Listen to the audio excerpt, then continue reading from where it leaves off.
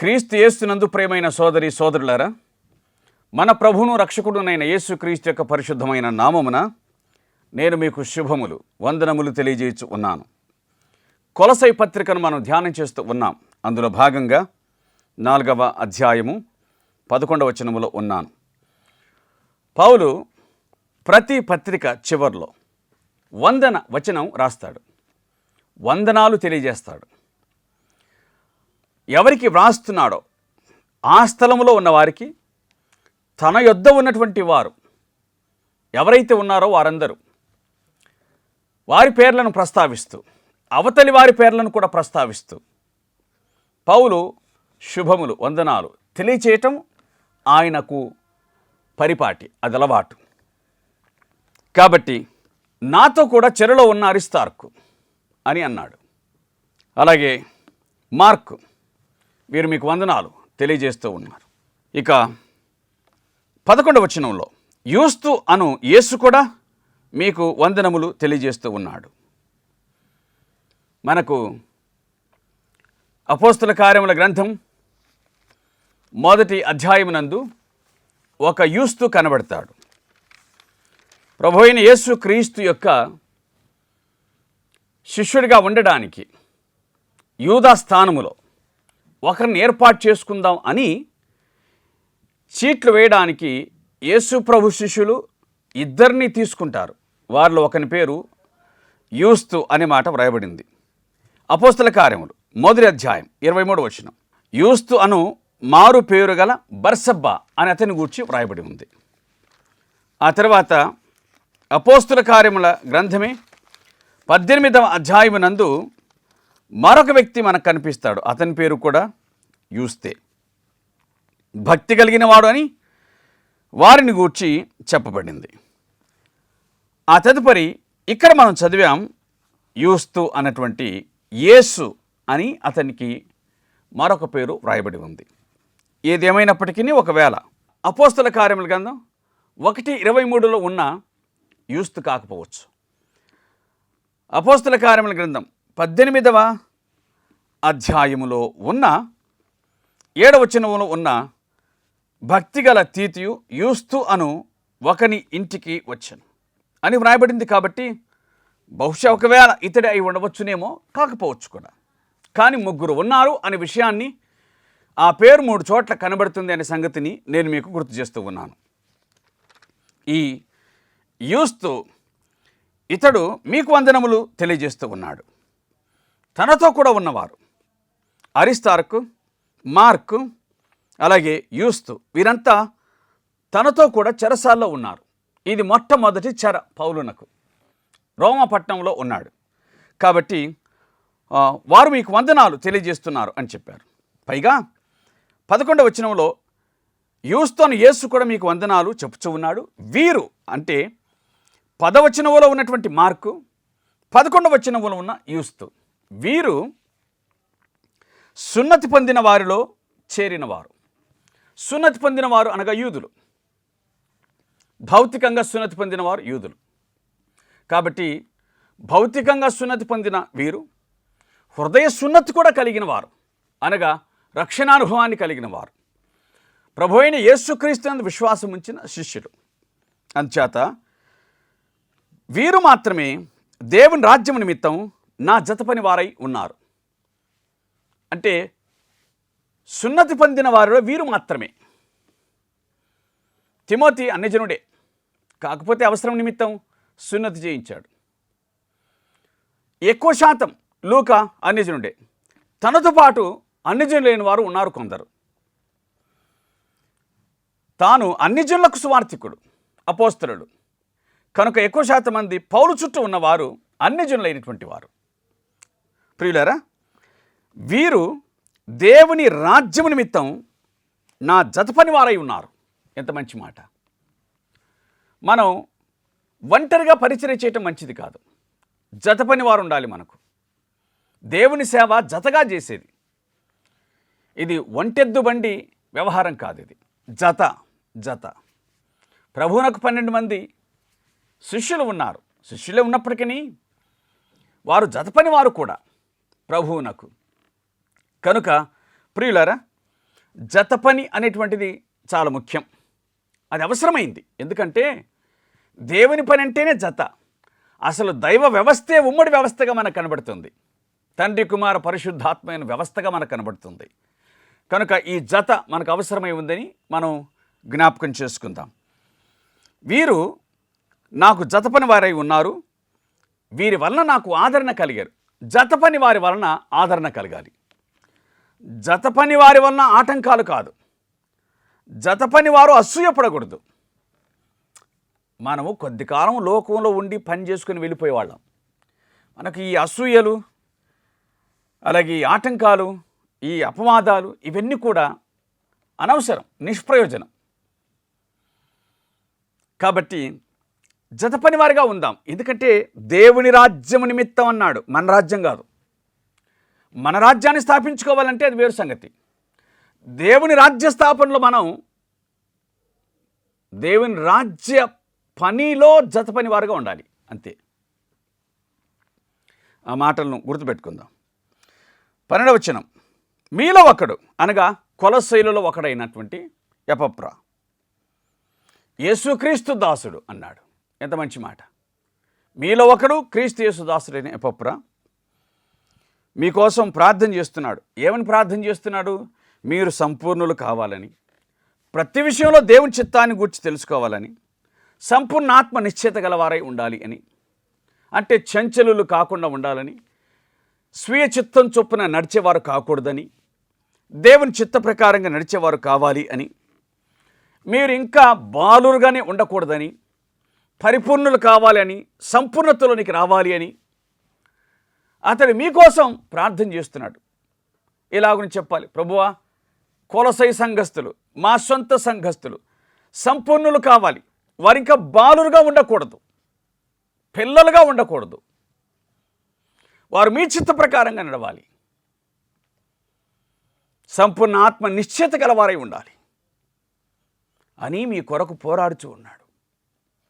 తన సొంత సంఘం వారి కొరకు ప్రార్థనలో పోరాడుచూ ఉన్నాడు ఎపఫ్రా. తమ పట్టణం చుట్టూ ఉన్న లవోదికయ, హీరాపోలి సంఘాల నిమిత్తమై అతడు ప్రయాసపడుచూ ఉన్నాడు. సొంత వారి కొరకు ప్రార్థన, పోరాటం, చుట్టుప్రక్కల ఉన్న ప్రజల నిమిత్తమై ప్రయాసపడుతూ ఉన్నాడు. వీరిని బలపరచుటకు గాను, వారిని సంపాదించుకుంటకు గాను. దేవుని సేవా పరిచర్య అంటే కొందరిని సంపాదించుకుంటా, మరికొందరిని బలవంతులుగా చేయుట. ఇది మనం జ్ఞాపకం చేసుకుందాం. ఒక మంచి మాదిరిగా ఎపఫ్రా మనకు కనబడుతూ ఉన్నాడు. 14వ వచనం, లూకాను ప్రియమైన వైద్యుడు దేమాయు మీకు వందనములు చెప్పుచున్నాడు. అపోస్తల కార్యం, లూకా సువార్త గ్రంథాల రచయిత లూకా అని మనం ఎరుగుదుము. ఆ ప్రారంభపు వాక్యములలోని మనకు కనబడుతూ ఉంది. లూకా ప్రియమైన వైద్యుడు, అతడు మీకు వందనాలు చెబుతూ ఉన్నాడు. దేమాయు మీకు వందనాలు చెబుతున్నాడు. ఈ మొదటి సువార్త పరిచర్యలో, ఈ మొదటి ఇంప్రిజన్మెంట్, చెరసాలలో పౌలుతో కూడా కలిసి దేమా ఉన్నాడు. ఆ తర్వాత ఆ చివరి చెరసాల అనుభవంలో కూడా దేమా పౌలుతో ఉన్నాడు. ఒక మాట చెప్పవలసి వస్తే కనుక, పౌలు పరిచర్య ఎప్పుడు అతనికి ప్రారంభమైందో అప్పటి నుంచి పౌలు ఇంచుమించుగా మరణించేంత వరకు దేమా పౌలును వెంబడించాడు. చాలా ఆశ్చర్యం. కానీ ఆఖరణ ఉండలేకపోయాడు దేమా. కారణము మన మెరగం. అయితే ఇక్కడ ఒక సంగతి ఇట్లా అర్థం చేసుకోవచ్చు. కొంతమంది తమ హృదయాలలో పరిచర్య భారం లేకపోయినా, అసలు తమకు పరిచర్యను గూర్చిన ఆసక్తి లేకపోయినా, లేక తాము పరిచర్యకు పిలువబడకపోయినా, పరిచర్యలో కనిపించే వాళ్ళు చాలామంది ఉంటారు, దేవుని పనిలో కనిపించే వాళ్ళు చాలామంది ఉంటారు. అది ప్రమాదకరం. ఒకానొక దినమున నీ అసలు రంగు బయటపడుతుంది. నువ్వు దేని కొరకున్నావో అది నీకు దక్కకపోతే, దొరక్కపోతే దాన్ని విడిచిపెట్టి వెళ్ళిపోతావు. ఎందుకంటే నీ ఉద్దేశం నెరవేరలేదు కాబట్టి. బహుశా ఈ కారణం చేతనే దేమా వెళ్ళిపోయాడేమో. ఇహలోకమును స్నేహించి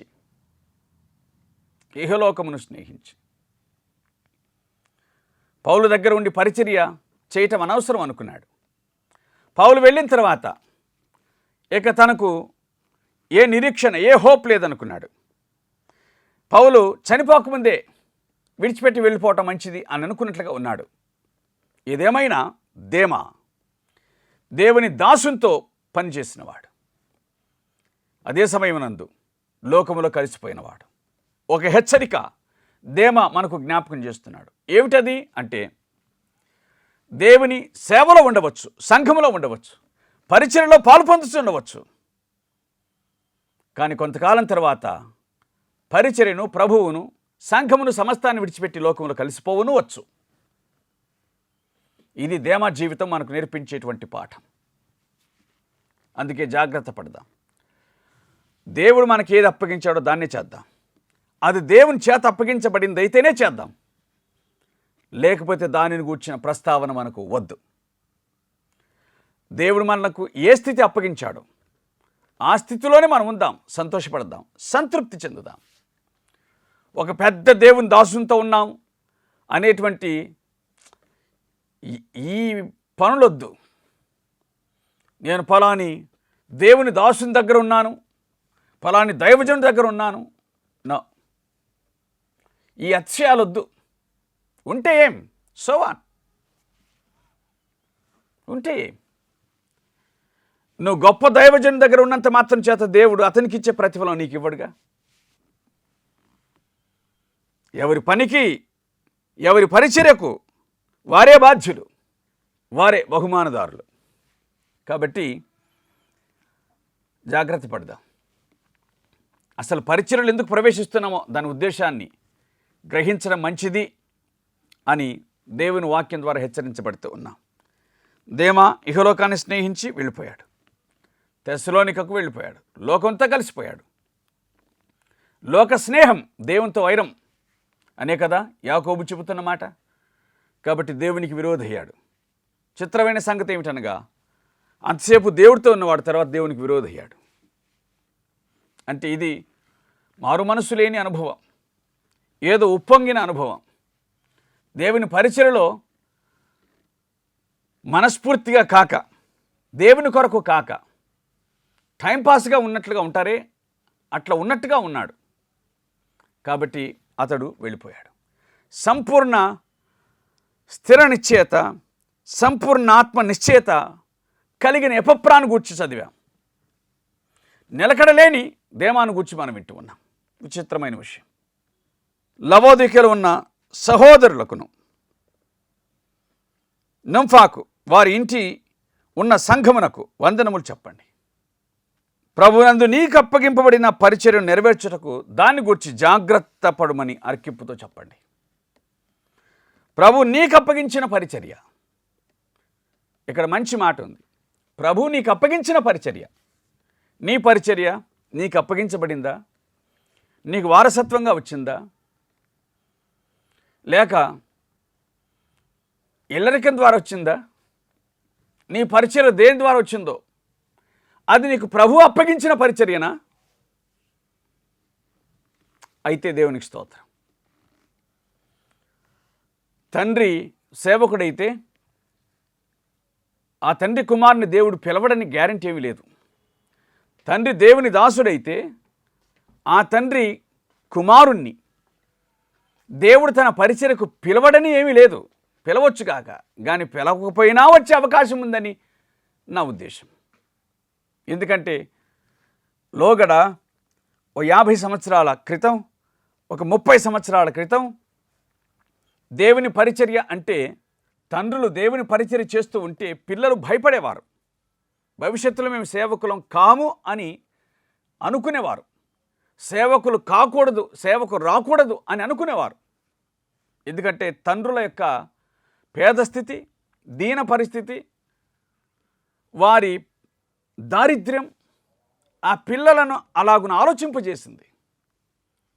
ఇప్పుడు మా తండ్రి తర్వాత నేనే అని ఒక కర్చీఫ్ వేసి కూర్చుంటున్నారనమాట. కాబట్టి ఇది నీకై నువ్వు పొందిన పరిచర్యనా, లేక దేవుని చేత అప్పగించబడిన పరిచర్యనా? అది ఆలోచించి నీ పరిచర్య దేవుని వలన అప్పగించబడిందైతే దానిలో దైవ సంబంధమైన పరిచర్యకు తగిన క్వాలిటీస్ ఉంటాయి. నీ పరిచర్య నీ వలన కలిగిందైతే దాంట్లో అన్నీ కూడా నీ క్వాలిటీసే ఉంటాయి. అరికిప్పనకి సంగతి చెప్పండి. నీకు అప్పగించబడిన పరిచర్యను గూర్చి జాగ్రత్త సుమా, జాగ్రత్త పడండి. దేవుని పరిచర్య దాన్ని ఎంత మాత్రం కూడా చులకనగా భావించవద్దని అరికిప్పుతో చెప్పండి. అలాంటి అవకాశం ఉంది. అప్పగించబడిన పరిచర్యలను ఇష్టపడక అప్పగించని పరిచర్యను కోరుకునే వాళ్ళు చాలామంది ఉన్నారు. నీకు అప్పగించబడిన సంఘం 10 మంది అయినా, 20 మంది అయినా, 30 మంది అయినా, దాన్ని కాకుండా 2000 మంది నాకుంటే బాగుండును, 10,000 మంది నాకుంటే బాగుండును అని అప్పగించబడని పరిచర్య మీద మోజుబడే వాళ్ళు చాలామంది ఉన్నారు. కాదు, నీకు అప్పగించబడిన పరిచర్యయే నీది, అప్పగించబడనిది నీది కాదు. మంచిది. 18వ వచనం, పౌలను నేను నా స్వహస్తములతో వందనములు వ్రాయిచు ఉన్నాను. ఇది ఆయన అలవాటు. ప్రతి పత్రిక యొక్క ముగింపులో పౌలు తన స్వహస్తములతో ఈ వందన వచనాన్ని రాస్తాడు. కాబట్టి నేను వందన వచనం రాస్తున్నాను అన్నాడు. కానీ మళ్ళీ ఆయన గుర్తు చేశాడు, నా బంధకములను జ్ఞాపకం చేసుకునండి. నేను ఇంకా చేయవలసిన పరిచర్య చాలా ఉంది, నేను తుదముట్టించవలసింది చాలా ఉంది. నా పరిచర్య మీరు జ్ఞాపకం చేసుకునండి, నా బంధకాలను మీరు జ్ఞాపకం చేసుకునండి అని పౌలు వారిని బతిమాలుకున్నాడు. దేవుని దాసులు బంధించబడతారు, అంత మాత్రం చేత దేవుని సేవ బంధించబడదు. పారే నీటికి అడ్డుకట్ట వేయవచ్చు, అడ్డుకట్ట వేసినంత మాత్రం చేత నీటిని ఆపలేం. అది వెళ్ళే దారిలో వెళుతూ ఉంది. అది ఒకవేళ నీకు కనిపించడానికి పైకి పారకపోయినా కనిపించకుండా లోపల పారుతూ వెళ్తుంది, అది మాత్రం ఆగదు. దేవుని సువార్త కూడా అంతే. నమ్ము ప్రతివానికి అది దేవుని శక్తి. దేవుని శక్తిని ఆపగలిగిన వాడెవడు? చరిత్రలో చాలామంది ఆపగలిగాం అని జబ్బలు చరుచుకున్నారు. అసలు ఈ పత్రిక రాసింది కూడా అలాంటి వాడే, ఆపగలను అని అనుకున్నవాడు, కానీ సాధ్యం కాలేదు. అనేకులు ఆపాలి అనుకున్నారు, సాధ్యం కాలేదు. ఈనాటికి కూడా సాధ్యం కాదు. నేను ఒక మాట చెప్తాను, దేవుని సువార్తను ఎవరు ఆపలేరు, దేవుని సువార్తికుడు తప్ప. ఎందుకంటే తాను చెప్పకపోతే సువార్త పరిచర్య ఆగిపోతుంది. తనను ఆపేవారి వలన సువార్త పరిచర్య ఆగిపోదు, తాను ఆగిపోతేనే సువార్త పరిచర్య ఆగిపోతుంది. సువార్తకు శత్రువులు ఎవరు లేరు, సువార్తను ప్రకటించువారే దాని శత్రువులు. వారు ఆగిపోతే, వారు నిలిచిపోతే సువార్త నిలిచిపోతుంది. కనుక సువార్తను అడ్డగించు అన్యజనులు ఏమీ చేయలేరు. అంచేత సువార్తికుడు ధైర్యంగా దేవుని వాక్యాన్ని ప్రకటించాలి. నా బంధకాలను జ్ఞాపకం చేసుకునండి. సువార్తికుడు, సువార్తను ప్రకటించేవారు ఈనాటికి కూడా అనేక మంది, అనేక రాష్ట్రాల్లో, మన దేశంలో కూడా సువార్తను బట్టి బంధకాల్లో ఉన్నవారు ఉన్నారు. వారి కొరకు ప్రార్థన చేయండి, వారి కొరకు ప్రార్థన చేయండి. ఆటంకాలు జరుగుతున్నాయి, ప్రార్థించండి, కానీ సువార్త ప్రకటనను మానకండి. మీరు సువార్తను ప్రకటిస్తున్నందుకు ఆటంకాలు జరుగుతున్నాయంటే మీరు పని చేస్తున్నారని అర్థం. ఆటంకాలు జరుగుతాయని మానుకుంటే పని మానుకున్నారని అర్థం. పని చెయ్యండి. సువార్త కొరకు శ్రమపడే వారికి వెన్నుదన్నుగా నిలవండి. సువార్త నిమిత్తమై శ్రమనందుచున్న వారిని జ్ఞాపకం చేసుకునండి, వారి బంధకాలను జ్ఞాపకం చేసుకునండి. ఏదేమైనా సువార్త దేవుని శక్తి. ప్రభు అయిన యేసుక్రీస్తు నీ పాపం కొరకు చనిపోయాడు, ఆయన తిరిగి లేచాడు, ఆయన యందు విశ్వాసం ఉంచితే నీకు పాప క్షమాపణ అని ప్రకటించడమే సువార్త. ఈ సువార్త కంటే మించిన వార్త మరొకటి లేదు. ఇది ప్రజలందరికీ చేరవలసిన వార్త. మహా సంతోషకరమైన సువర్తమానం అని ఈ వర్తమానాన్ని గూర్చి చెప్పబడింది. చెప్పనసఖ్యమును మహిమాయుక్తమునైన సంతోషం అని దీని గూర్చి చెప్పబడింది. కాబట్టి ఇటు సువార్తకు మనం ఎవరం విరోధులం కాకుండా, అంటే దాన్ని ప్రకటించకుండా విరోధులం కాకుండా, ప్రకటించుచున్నందువలన శ్రమ కలిగిన సంతోషమే అలాగున ప్రకటిద్దాం. అనేకులను దేవుని రాజ్య వారసులుగా మనం చేద్దాం. అట్టి కృపను భాగ్యమును ప్రభు మనకు అనుగ్రహించును గాక. నా బంధకములను జ్ఞాపకం చేసుకునండి, కృప మీకు తోడై ఉండును గాక అని పౌలు ముగించాడు. ప్రార్థన చేద్దాం. ప్రేమ కలిగిన తండ్రి, మీకు స్తోత్రాలు. మాకు అనుగ్రహించిన కృప కొరకై కొలసై పత్రికను ధ్యానం చేసుకోవటానికి మీరు మాకు సహాయం చేశారు. మిమ్మల్ని స్తుతించి కొనియాడుచు ఉన్నాం. మా ప్రియ తండ్రి, మరి ఈ పత్రికను వినడానికి మీరు మాకు ఇచ్చిన అవకాశాన్ని బట్టి స్తోత్రాలు. ముగించుకుంటకు సహాయం చేశారు. మీ వాక్యం వల్ల మేము మేలు, దిద్దుబాటు, ఆశీర్వాదం పొందినట్లుగా సహాయం చేయండి. అలాగే ప్రియ తండ్రి, మరి సమయం నందు మీ మాటలు విన్న వారందరినీ దర్శించి వారి అక్కలు తీర్చండి. విశ్వాసమందు సంపూర్ణ ఆత్మ స్థిర నిశ్చయత గలవారిగా మలచండి. మహిమను పొంది బలపరచండి. తోడుగా ఉండుమని వేడుకుంటున్నాం, బలపరచమని అడుగుతున్నాం. మా రక్షకుడిని క్రీస్తుపేట ప్రార్థించుతున్నాము తండ్రి. ఆమేన్.